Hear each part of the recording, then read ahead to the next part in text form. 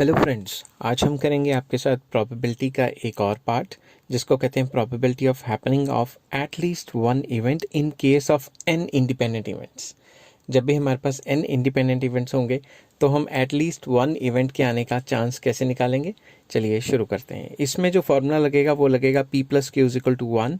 P होता है probability of success, Q होता है प्रोबेबिलिटी ऑफ फेलियर। मैं पहले भी बता चुका हूँ सक्सेस प्लस फेलियर 1 होता है, या फिर अगर आपने सक्सेस निकालनी है तो 1 माइनस फेलियर, या फेलियर निकालना है तो 1 माइनस सक्सेस। इस टाइप के क्वेश्चंस में इस टाइप के तरीके इस्तेमाल किए जाते हैं। चलिए एक एग्जांपल लेते हैं।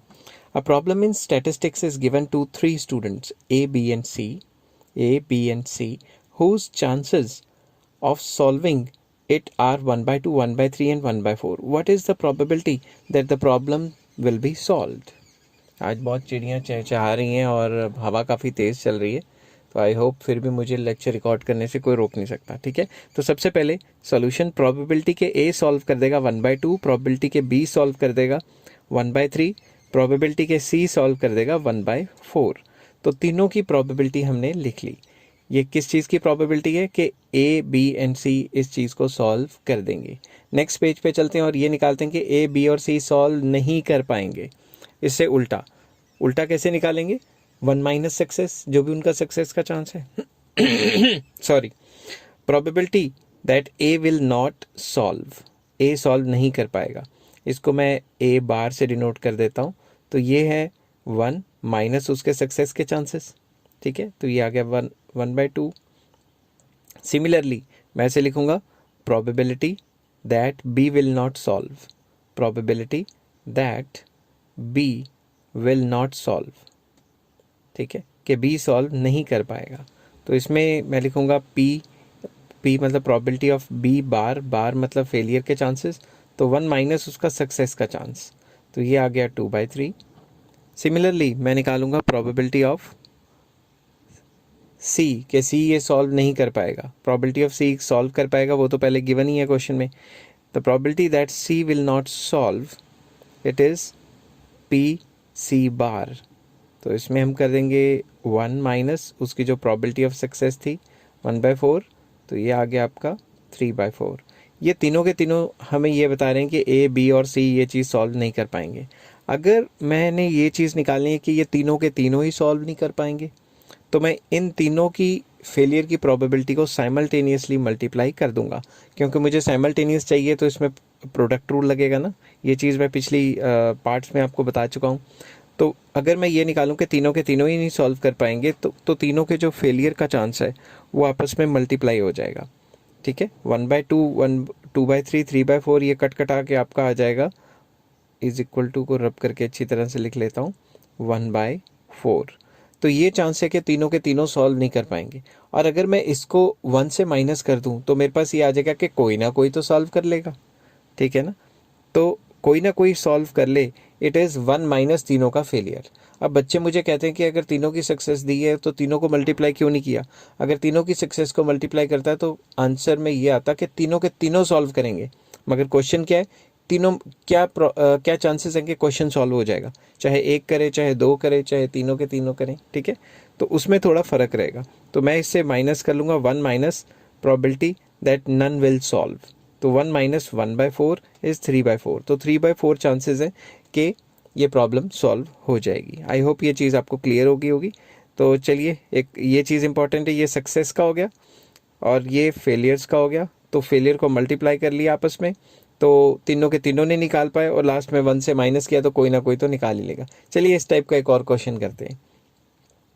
कोई मिस्टर एक्स हैं, is interviewed for 3 post. For the first post there are 3 candidates. ठीक है, फर्स्ट पोस्ट के लिए 3 कैंडिडेट्स थे, for the second post 4 candidates and for the third post 2 candidates. What is the probability of mister X being getting selected? ठीक है, तो सबसे पहले फर्स्ट पोस्ट के लिए जब उन्होंने इंटरव्यू दिया तो प्रोबेबिलिटी कि वो सिलेक्ट हो जाएंगे, मैं इसको अच्छे तरीके से लिखता हूँ कि probability of selection, probability of selection for first post. First को अच्छे तरीके से लिख लेता हूँ।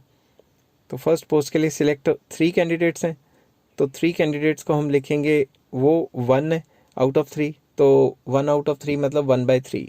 Similarly probability of second post, मैंने ये शॉर्ट को लिख दिया, आप शॉर्ट में मत करना पेपर में, टीचर जो है बैंड बजा देती है शॉर्ट वालों का, ठीक है ना, तो इसलिए शॉर्ट में आप मत लिखना। तो प्रोबेबिलिटी के सेकंड जगह पे उसको जॉब मिल जाएगी कितने, 4, तो 1/4। थर्ड में probability of selection for third post, तो इसको मैं लिख दूंगा probability of C that is equals to 2 ही है तो 1/2। तो ये तो उसे नौकरी मिलने का चांस है ये मिस्टर एक्स का। अब हम निकालेंगे कि नौकरी में सिलेक्ट नहीं होगा, कि उसे नौकरी नहीं मिलेगी, तो नौकरी नहीं मिलने के क्या चांस है, 1 माइनस कर देंगे तो वो फेलियर आ जाएगा। तो लिख लेते हैं प्रोबेबिलिटी ऑफ नॉट सिलेक्टिंग, ठीक है, फॉर फर्स्ट पोस्ट, ठीक है, कि फर्स्ट पोस्ट पे इसको नहीं मिलेगी, इसको ए बार से, फेलियर को बार से डिनोट कर लेते हैं, तो 1 माइनस उसका सक्सेस का चांस, तो ये हो गया 2/3। पहली पोस्ट पे नौकरी नहीं मिलेगी, चांसेस कितने हैं, 2/3। सिमिलरली सेकंड पोस्ट पे नौकरी नहीं मिलेगी, उसको प्रोबेबिलिटी ऑफ बी बार लिख लेते हैं, 1 माइनस के उसको मिलेगी नौकरी, पीछे वाली सक्सेस, तो ये हो गया 3/4। अब क्या चांसेस हैं कि सी में भी उसको नौकरी नहीं, मतलब थर्ड पोस्ट में भी उसको नौकरी नहीं मिलेगी, ये प्रोबेबिलिटी ऑफ सी बार लिख लेता हूँ, इसको मैं डिनोट कर देता हूँ, तो है 1 माइनस कि उसको नौकरी मिलेगी, उसका सक्सेस का चांस, तो 1/2। अब निकालते हैं कि क्या चांसेस है कि उसको तीनों जगह पे नौकरी नहीं मिलेगी, तीनों को मल्टीप्लाई कर देते हैं कि प्रोबेबिलिटी कि उसे जॉब मिलेगी नहीं, ठीक है, probability that mister x is not selected, selected को अच्छी तरीके से लिखता हूँ, नॉट सिलेक्टेड, ठीक है, कि वो सिलेक्ट नहीं होगा, तो प्रोबेबिलिटी ऑफ ए का फेलियर इनटू बी का फेलियर इनटू सी का फेलियर, तो ये हो जाएगा, तीनों के फेलियर को मल्टीप्लाई करेंगे 2/3 multiply by 3/4 multiply by 1/2 that is equals to 1/4। Cut कटा के 3 कट गया आपस में, 2 कट गया, 1/4 ही रह गया। अब हम ये निकालते हैं कि इसको कोई ना कोई नौकरी मिल जाएगी, तो उसका क्या है, 1 में से उसका तीनों का फेलियर को माइनस कर दो, तो probability of selection for at least 1 job, कि कम से कम एक नौकरी तो मिल जाएगी, तो फॉर 1 पोस्ट किसी भी एक में, तो 1 माइनस प्रोबेबिलिटी कि उसे नॉट सिलेक्टेड, वो कहीं भी सिलेक्ट नहीं होगा, उसको 1 से माइनस कर देंगे, तो आपके पास वो प्रोबेबिलिटी आ जाएगी कि कहीं ना कहीं तो नौकरी मिल जाएगी, तो 1/4 माइनस 1 माइनस 1/4 करेंगे 3/4। तो इसमें हमने क्या किया, सिंपल वर्ड्स में पहले सक्सेस की प्रोबेबिलिटी निकाली, फिर फेलियर की निकाली, सक्सेस से फेलियर निकल गया, और जो फेलियर निकला उसको 1 से उसको तीनों को मल्टीप्लाई, 3 4 जितने भी इवेंट है मल्टीप्लाई कर लिया, फेलियर को मल्टीप्लाई करके आ जाएगा कि भाई बिल्कुल ही फेल हो जाएगा, 1 से माइनस करेंगे तो कहीं ना कहीं पास हो जाएगा। आई होप ये वीडियो आपको पसंद आई होगी। Please like share and subscribe. Take care, have a nice day.